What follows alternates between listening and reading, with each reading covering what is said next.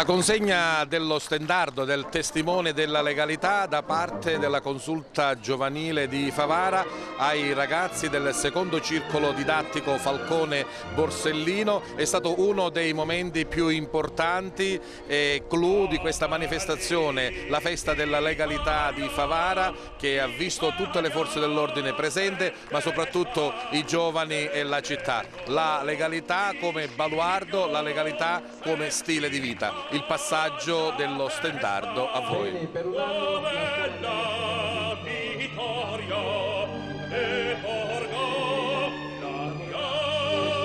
Oggi è un motivo di grossa soddisfazione e di partecipato entusiasmo vedere tutta questa gente, soprattutto tutti questi giovani, accorrere a sostenere l'importante valore della legalità e soprattutto di tutti quei valori che sostengono e fanno da corollario alla legalità. Che i giovani di Favara siano sensibili a questa tematica è una nota di luce, è una nota di speranza per un futuro decisamente migliore. Io questa poesia è il mio primo pensiero per questa poesia è stato ricordare quella povera ragazza uccisa a Brindisi qualche giorno fa, Merissa Passi, uccisa ingiustamente da autore ignoto.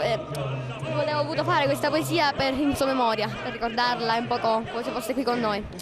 La città dice no al malaffare, la città dice no alla mafia, la città dice no alla malavita, la città grida forte: noi siamo la legalità.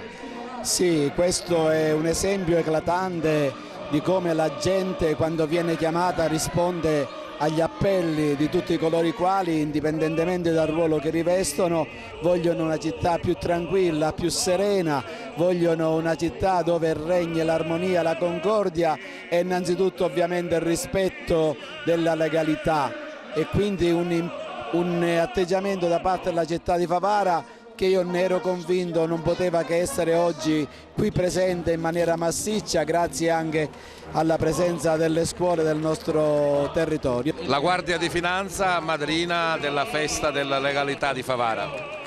Sì, è un tributo, un contributo di cui sono grato.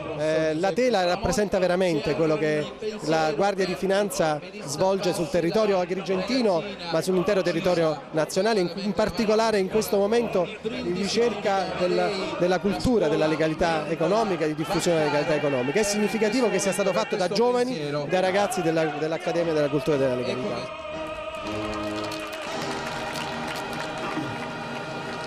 La ringrazio.